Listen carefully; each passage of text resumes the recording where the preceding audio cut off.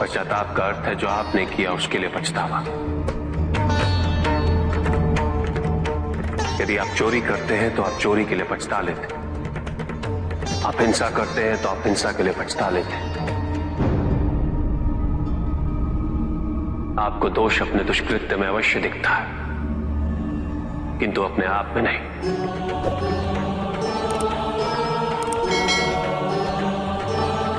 क्योंकि दोष आप अपने से बाहर ढूंढते हैं, उसके कारण अपने से पृथक करके देखना चाहते हैं।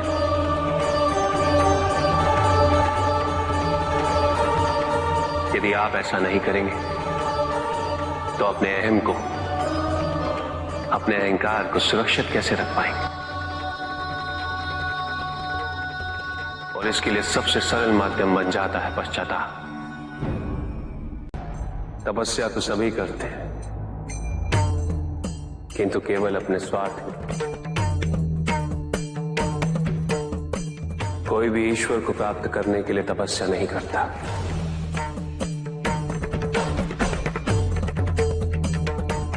कोई भी तपस्या इसलिए नहीं करता कि उसकी भक्ति उसके आराध्य तक पहुंच जाए। मृत्यु चाहते हो, मुक्ति चाहते हैं, किंतु मृत्यु से मुक्ति प्राप्त नहीं होती, ना ही मृत्यु जीवन का अंत होती। सृष्टि ही जीवन, प्रकाश ही जीवन।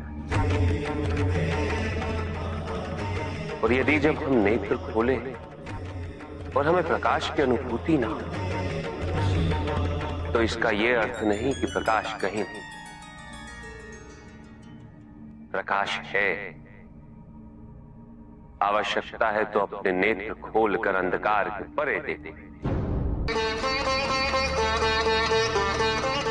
यदि इस संसार में उन्नति तभी संभव है जब इस संसार में समानता हो, बराबरी। कोई सर्वशक्तिशाली ही नहीं रहेगा तो कोई निर्बल नहीं होगा। यदि कोई बड़ा नहीं होगा तो कोई छोटा ही नहीं रह पाएगा। शक्ति के इस संतुलन को संतुलित रखना अनिवार्य है, क्योंकि ईर्ष्यापूर्ण प्रवृत्ति व्यक्तिगत होती, वो केवल अपने स्वार्थ, अपने उद्धार तक ही सीमित रहती। ईर्ष्या ही वो विष है जो व्यक्ति के हृदय में ना हारने की महत्वाकांक्षा को जन्म देती। जीतने की इस व्यवस्था से ग्रसित मनुष्य धर्म अधर्म, न्याय अन्याय, उचित अनुचित का ज्ञान भूल जाता है।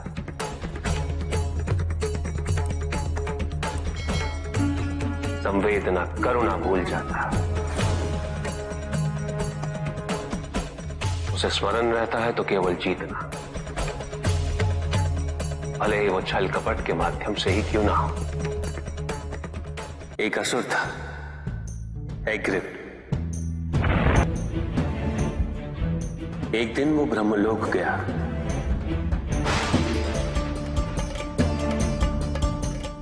और बड़ी चालाकी से उसने ब्रह्मदेव से चारों वेद प्राप्त कर लिए।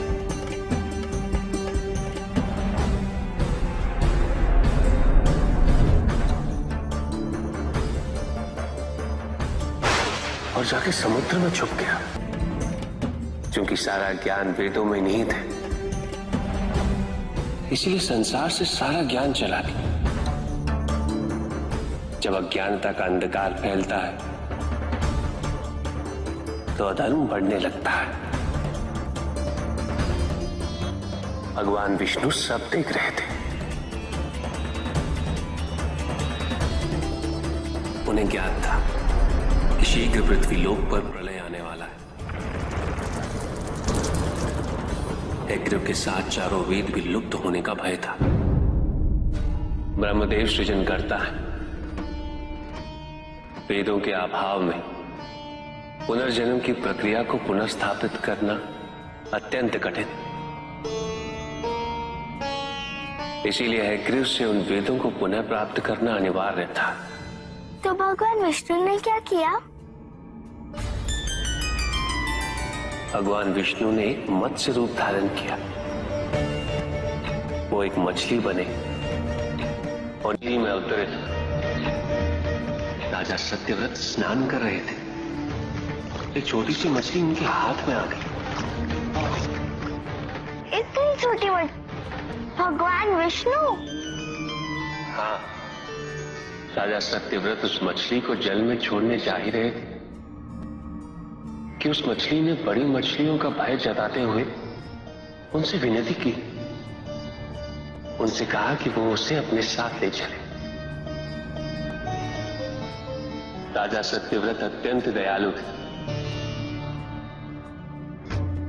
मछली को अपने कमंडल में शरण दे दी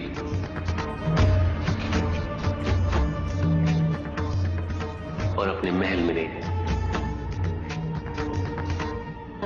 किंतु रात भर में मछली इतनी बड़ी हो गई कि कमंडल में रह पाना उसके लिए संभव ही नहीं था। और उसका बड़ा आकार देखने के पश्चात राजा सत्यव्रत ने उसे कमंडल में से निकालकर एक मटके में डाल दिया। मटके में डालने के पश्चात उसका आकार पुनः बड़ा हो गया। तो राजा सत्यव्रत ने उसे मटके में से निकालकर एक सरोवर में रख दिया।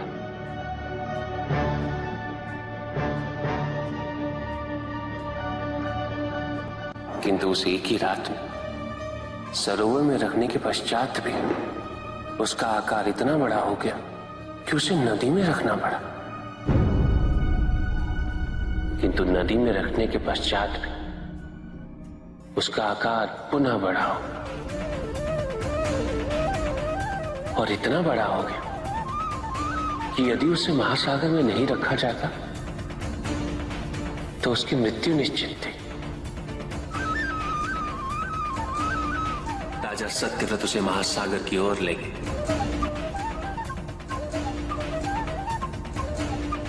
क्योंकि राजा सत्यव्रत तपस्वी थे, ज्ञानी थे,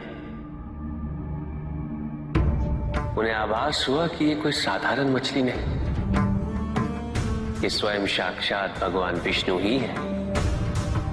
भगवान विष्णु राजा सत्यव्रत की उदारता से अत्यंत प्रसन्न थे। इसीलिए उन्होंने राजा सत्यव्रत को मत्स्य रूप धारण करने का कारण बताया। साथ ही उन्होंने सत्यव्रत से कहा कि आज से 7वें दिन प्रलय आएगा, समस्त पृथ्वी जल में समा जाएगी। किंतु आप सप्त ऋषियों के साथ साथ अनाज, वनस्पति व अशुद्धों की प्रत्येक प्रजाति के बीज और प्रत्येक पशु का एक एक जोड़ा लेकर एक विशाल नौका में सवार होकर मेरी प्रतीक्षा कीजिएगा। केवल एक ही स्थान ऐसा होगा जिसकी ऊंचाइयों को जल छू नहीं पाएगी। मैं लौटूंगा और आपको वहां लेके चलूंगा। ऐसा कौन सा स्थान था? हिमालय पर्वत, अर्थात तुम्हारी माता के पिता हिमावत। फिर क्या हुआ? ऐसा कह के भगवान विष्णु समुद्र में चले गए और अपने मत्स्य रूप में उन्होंने हैग्रीव को ढूंढ निकाला। उस दुष्ट का वध करके वेदों को पुनः प्राप्त कर लिया। तो क्या प्रलय आया? हाँ, ठीक 7वें दिन। किंतु भगवान विष्णु के आदेश अनुसार राजा सत्यव्रत एक विशाल नौका में उनकी प्रतीक्षा कर रहे थे। तभी विष्णु जी एक सींग वाली विशाल स्वर्ण मत्स्य रूप में प्रकट हुए। नौका को मत्स्य से बांधते हेतु सर्पराज वासुकी का प्रयोग किया गया और विष्णु जी ने अपने वचन अनुसार उन सबको हिमालय तक सुरक्षित पहुंचाया, ताकि प्रलय के पश्चात वेदों के आधार पर संसार पुनः बसाया जा सके।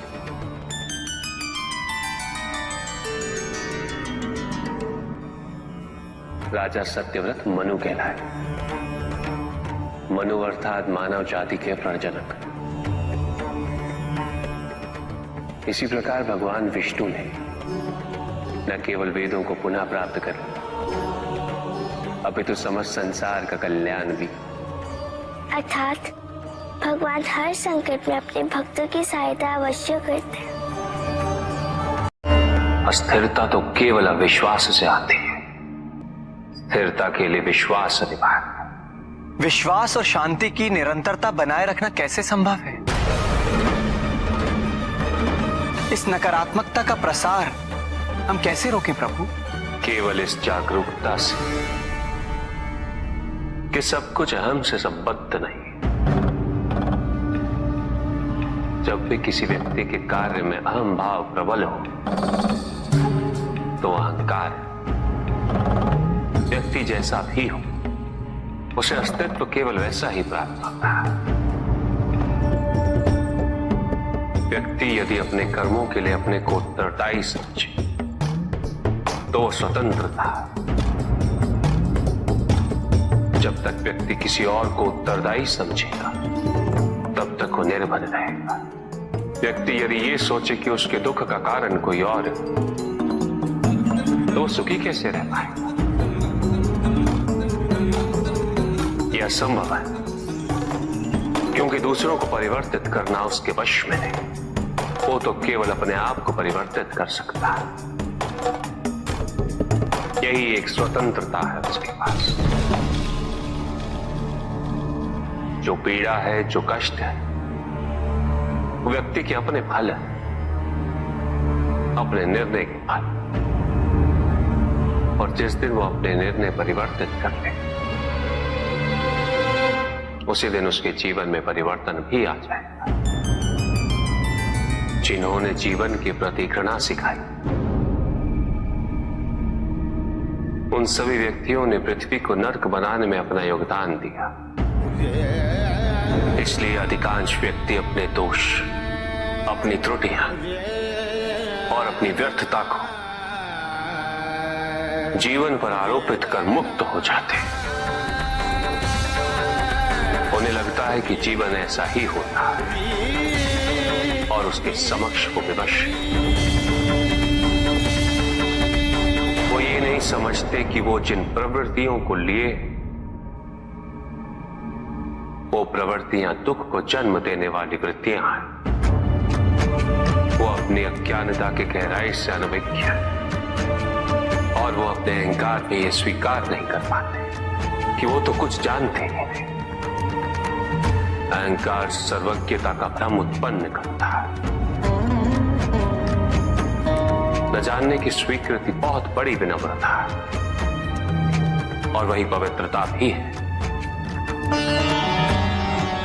हमें संसार में संतुलन को बनाए रखने के लिए पवित्रता के आधिक्य की आवश्यकता है। किंतु प्रभु, इस पवित्रता में कौन से लक्षण अनिवार्य हैं? अनेकों लक्षण हैं, किंतु इन परिस्थितियों में जो सबसे अधिक महत्वपूर्ण है वो है सतित्व। सकारात्मक ऊर्जा का सबसे पावन स्वरूप सतित्व। इस सतित्व पर मात्र विश्वास ही पर्याप्त है व्यक्ति को सुरक्षित रखने के लिए।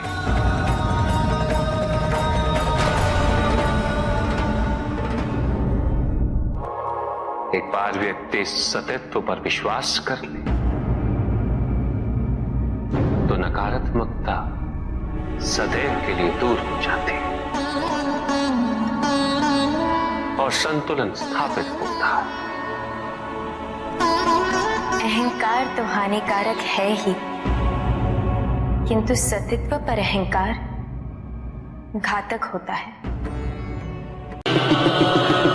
जहां न अमृत, न विष, न सुख, न दुख, न स्वर्ग, न नरक, वही परम आनंद है। उसी परम आनंद तक की यात्रा है तुम्हारी। ये यात्रा आनंद के सानिध्य की है। ये यात्रा सानिध्य के आनंद की है और इस यात्रा में मैं प्रतिपल तुम्हारे साथ हूं। मुझे ढूंढो मत, केवल पहचानो तुम ही मैं हूं, मैं ही तुम। हर आरंभ का मैं ही अंत हूं। और हर अंत सदैव मेरा ही आरंभ होगा। देव देव महादेव शिवा, देव देव महादेव शिवा। चंद्रमा उसी जल में प्रतिबिंबित होता है जो जल शांत स्थिर। यही तो समस्या होती है मन की। मन कभी भी शांत नहीं हो पाता है। जहां शांति नहीं वहां कुछ भी नहीं रुकता। समुद्र की लहरों की भांति विचारों का उपद्रव मन को निरंतर स्थिर रखता। कुछ भी सुनने और समझने के लिए मन का मौन रहना आवश्यक है, किंतु मन मौन रहना नहीं जानता। वो तो निरंतर कुछ ना कुछ कहता रहता, प्रतिपल शब्दों का आक्रमण चलता रहता है मन पर। और यही आक्रमण है जिसके कारण व्यक्ति कभी भी शब्दों के परे नहीं जा पाता। जहां जीवन की सत्यता का बोध उसकी प्रतीक्षा कर रहा होता। साथ छल तुम्हारी अपनी इच्छाओं ने किया है, तुम्हारे हट ने किया है, तुम्हारी अपनी सोच ने किया है। ये रहस्य नहीं कि प्रत्येक आत्मा मुक्ति की इच्छुक होती है। जो मरता है वो है पंचभूतों से निर्मित शरीर।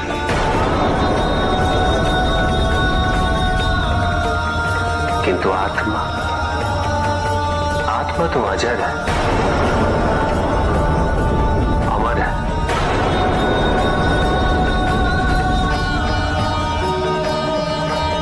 जिसकी यात्रा मोक्ष पर संपूर्ण होती।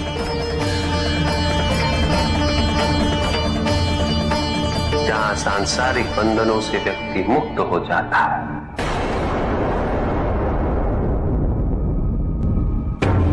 सारी इच्छाएं लुप्त हो जाती। किंतु तुमने तो कभी सत्य की खोज ही नहीं की। तुम तो सदैव उन तत्वों को ढूंढते रहे जो तुम्हारे अहंकार के पोषण हेतु आवश्यक थे।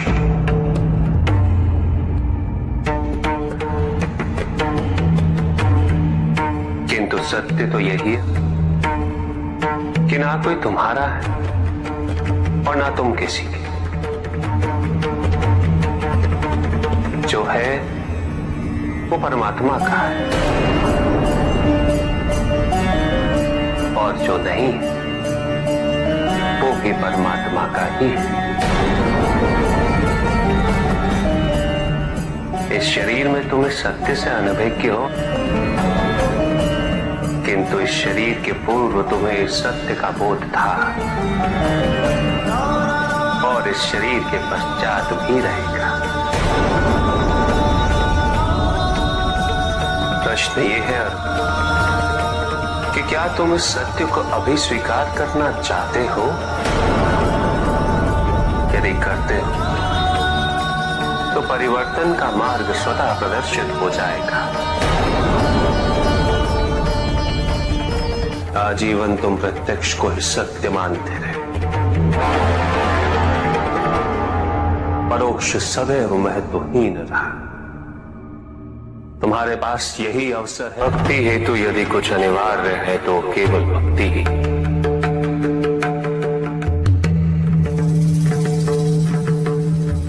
किंतु प्रश्न ये है कि क्या आपकी भक्ति संपूर्ण है? विश्वास और भ्रम के बीच की रेखा अत्यंत महीन होती है।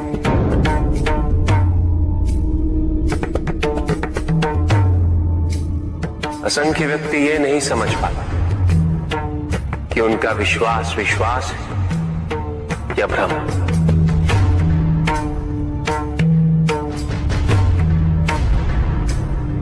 मुझ तक पहुंचने के लिए किसी और की आराधना अनिवार्य नहीं। मेरे सच्चे भक्त तो मुझे किसी भी रूप में पूज सकते, किसी भी रूप में प्राप्त कर सकते। ओम नमः शिवाय। पुरुष और प्रकृति एक है, वो कभी पृथक नहीं हो सकते। शक्ति शिव के बिना अधूरी है,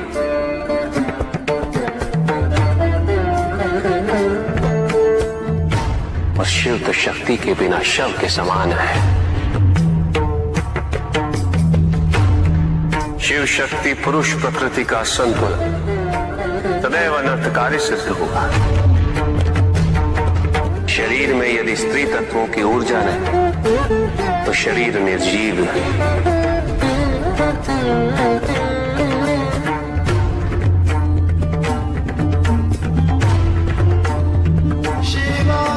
शक्ति और शिव के संपूर्ण रहस्यों को समझ लेना भक्ति, ज्ञान और तपस्या की पराकाष्ठा है।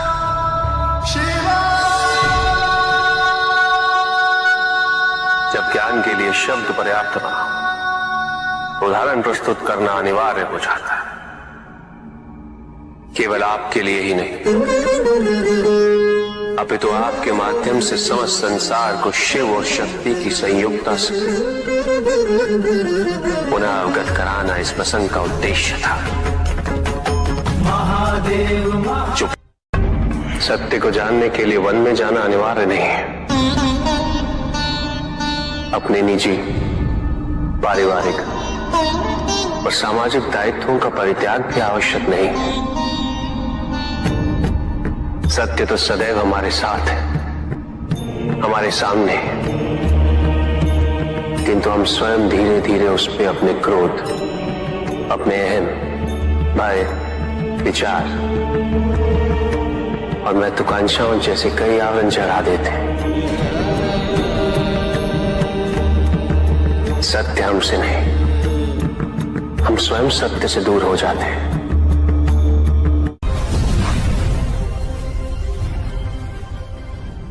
ज्ञान का भ्रम अज्ञानता का प्रथम लक्षण है। इस प्रकार भरे हुए पात्र में कुछ नहीं समा था, उसी प्रकार ज्ञान के अहंकार से भरे मन में अधिक ज्ञान नहीं समा था। जहां प्रश्न नहीं वहां जिज्ञासा नहीं, और जहां जिज्ञासा नहीं होती वहां ज्ञान की वृद्धि नहीं हो सकती। निसंकोच होकर पूछिए। प्रभु, आप तो कालोपरी हैं, सर्वज्ञ हैं, त्रिकालदर्शी हैं। चारों ओर ये जो अज्ञान का अंधकार फैल रहा है, उसमें ज्ञान का मूल अर्थ कहीं ना कहीं खोता जा रहा है। मेरा आपसे विनम्र निवेदन है प्रभु, किसी अन्य विषय पर चर्चा आरंभ करने से पूर्व हमारे और इस समस्त संसार के कल्याण और मार्गदर्शन हेतु आप ज्ञान की मूल परिभाषा से एक बार हमें पुनः अवगत करवाएं। ज्ञान और अज्ञान की परिभाषा को स्पष्ट रूप से समझने के लिए ज्ञान और अज्ञान की विशेषताओं का स्मरण करना आवश्यक है,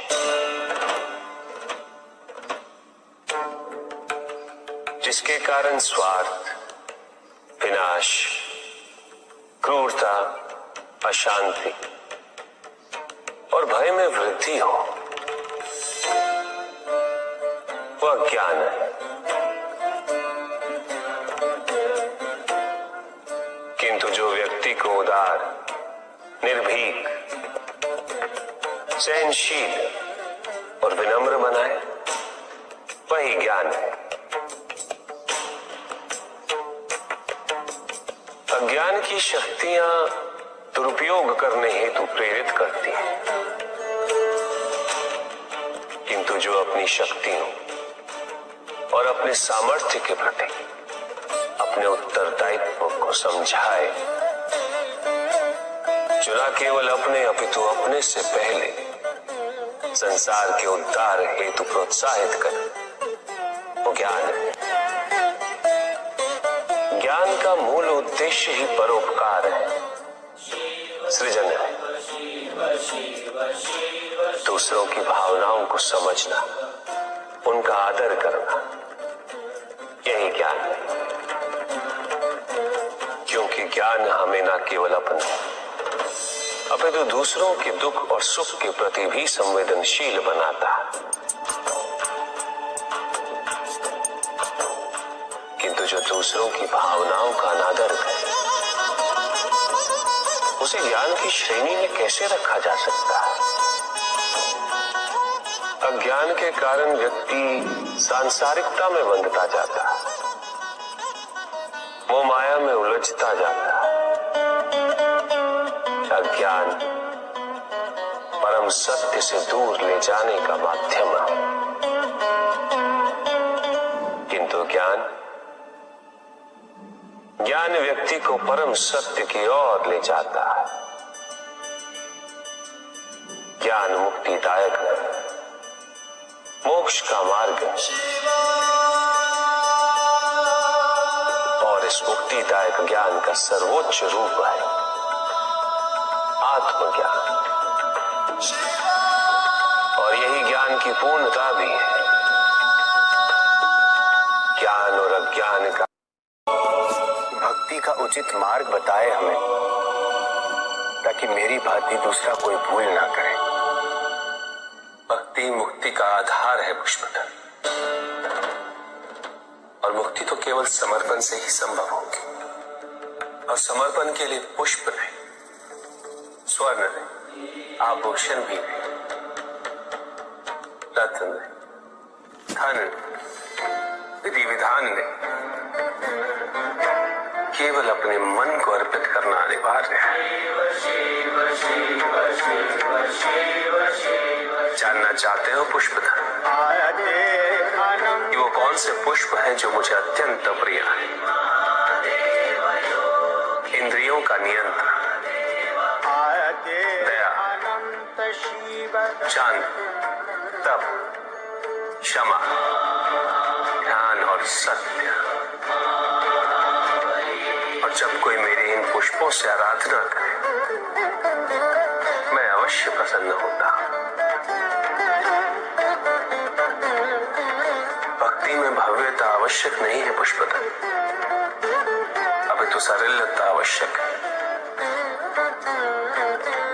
भक्त के लिए ये समझना अत्यंत कठिन हो जाता है